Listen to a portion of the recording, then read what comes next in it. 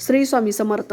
ब्रह्मांड नायक या चॅनलमध्ये तुमचं पुन्हा एकदा नवीन व्हिडिओमध्ये मनापासून स्वागत आहे. तर आजच्या व्हिडिओमध्ये मी तुम्हाला जेव्हा देव तुमच्या घरात असतात तेव्हा तुम्हाला कोणते संकेत दिसत असतात किंवा कोणते संकेत देतो देव, तर तेच आजच्या व्हिडिओमध्ये मी सांगणार आहे. त्यासाठी व्हिडिओ शेवटपर्यंत नक्कीच बघा. तर सगळ्यात आधी घरातील लहान मुलं जे असतात तर ते एकटं हसतात किंवा ते बोट दाखवत असतात. ते मूल देवदूत किंवा देवाच्या ऊर्जेला प्रतिसाद देत असतात. त्यानंतर देवावर फूल वाहताना आपोआपच ते फूल गळून पडतात. म्हणजेच पूजेमध्ये देव प्रसन्न झाला असल्याचं लक्षण आपल्याला दिसत असतं. त्यानंतर चुकूनही साखर किंवा मीठ जर सांडलं तर हे लक्षण आहे की धनलाभ, यश किंवा पाहुण्यांचं आगमन होणार आहे याचं लक्षण असतं. त्यानंतर दुधाचा ग्लास अचानक हातातून आपल्याला पडतो, हे लक्ष्मी घरात येण्याचं पूर्वचिन्ह असतं. म्हणजेच घरामध्ये देवाची उपस्थिती असल्याने अपघात टळतात आणि आपल्याला असे संकेत देव देत असतो. त्यानंतर देवघरावर सकाळी सूर्यकिरण पडणे, प्रकाश म्हणजेच अर्थात देवाचं रूप असं मानलं जातं. त्यानंतर देवघरातील घंटा आपोआप हलते किंवा वाजते असे सूचित होतं की त्या क्षणी देवतेची कृपा तिथे कार्यरत आहे. तर हे ते संकेत देत असतात. त्यानंतर जेव्हा शेजारी पाहुणे घरामध्ये शांती आहे असं म्हणतात, बाहेरच्यांनाही देवांचा वास असल्याचं जाणवत असतं, तर ते म्हणजे आपल्याला देव असल्याचं संकेत जाणवतात. नंतर पावलांचे ठसे देवघरामध्ये दिसल्यासारखे वाटतात. देवघरात चालत आलाय असं संकेत देत असतात. म्हणजेच कमी खर्चात घरातील कामं पार पाडतात. त्याला आपण दैवी व्यवस्थापन असं म्हणत असतो. म्हणजे हे देवाचं पूर्वनियोजित आहे. आता दिवा वात लावताच लगेच पेटतो, याला देव स्वतः याला प्रतिसाद देतो. त्यानंतर आहे की देवघरामधून विशेष सुगंध दरवळत असतो. कोणतंही अत्तर न लावता किंवा कोणतंही अत्तर न वापरता जर घरात मंद सुवास आला तर तो देवस्पंदनाचं चिन्ह असतं असं समजलं जातं. त्यानंतर अनेक वेळा दिवा न विझता तो जळत असतो. म्हणजे सकारात्मक शक्ती घरात जागृत असल्याचं लक्षण आपल्याला असतं. त्यानंतर आपल्याला कबूतर, चिमणी, पोपट घरात येत असतात. म्हणजेच जिथे देव असतो तिथे निसर्गाचे दूर येतात, ही शुभ ऊर्जा मानली जाते. त्यानंतर देव अंधारात सुद्धा चमकतो. म्हणजे देव आपल्याला अंधारात सुद्धा दिसतो, म्हणजे त्याची पवित्रता आपल्याला झळकत असते.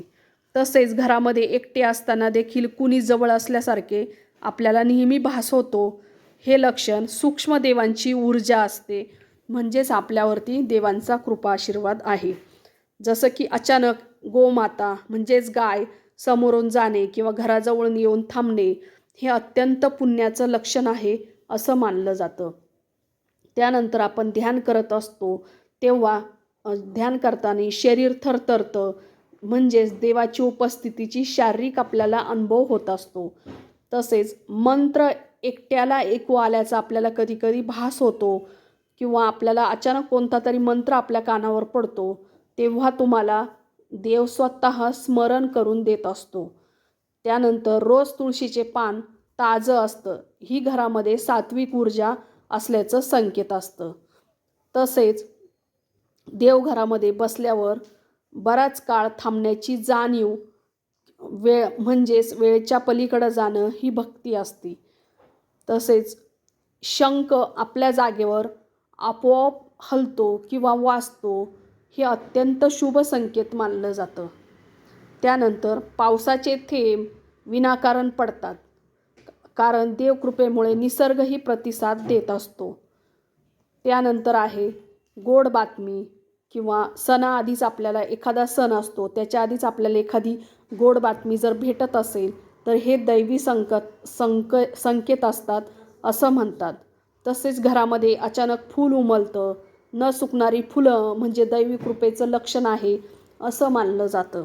तसेच सतत मंत्र किंवा भक्तिपूर्ण गीते आपल्या कानावरती पडतात, म्हणजेच घरामध्ये देवाचा प्रभाव असतो. त्यानंतर त्या जागी कोणताही सेंट नाही तरी देखील आपल्याला छान मधुर असा वास येतो किंवा तो गोड वास आपल्याला जाणवतो. म्हणजेच ही देवाची उपस्थिती सूचित करतं असं म्हटलं जातं. त्यानंतर देवघरामध्ये पाण्याचा थेंब आपोआप पडतात किंवा पवित्रतेचं हे निशाण असं मानलं जातं. तसेच घरामध्ये प्रचंड शांतता जाणवते. शांती ही देवाचं प्रमुख स्वरूप आहे. तर असं म्हणतात की शांती ही देवाचं प्रतीक स्वरूप आहे. त्यानंतर पौर्णिमेच्या रात्री घरात विशेष शांती वाटते. म्हणजेच चंद्राच्या पूर्वीच्या दिवशी देवाच्या कृपेची आपल्याला जाणीव होत असते.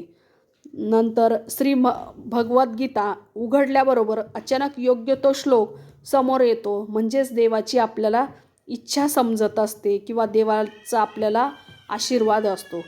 नंतर नामस्मरण करतेवेळी डोळ्यातून अचानकपणे अश्रू येतात. म्हणजेच आपल्या अंतःकरणातून होणारी भक्तीची प्रतिसाद किंवा त्याची जाणीव करून देत असतो. नंतर हवेतून फुलं देवाच्या मूर्तीवर अचानक पडतात. ही अत्यंत दैवी घटना आहे असं मानलं जातं.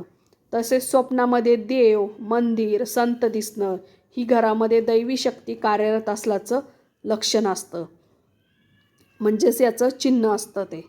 तसेच आपोआप घर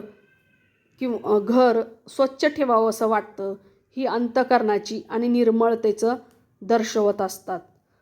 तर बाहेरून आल्यानंतर कधीकधी आपल्याला बाहेरून आल्यानंतर प्रत्येक देवघरामध्ये येताच आपल्याला नमस्कार आपल्याला करावंसं वाटतं.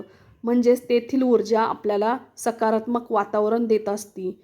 आणि नंतर वारंवार गोड आणि यशस्वी बातम्या आपल्या कानी पडत असतील तर देव कृपेचा आपल्यावरती परिणाम आहे किंवा आशीर्वाद आहे. तर अशा पद्धतीने आपल्याला ह्या गोष्टी जर तुम्हाला संकेत आल्या तर समजून जायचं की देवाचा तुमच्यावरती कृपा आशीर्वाद आहे.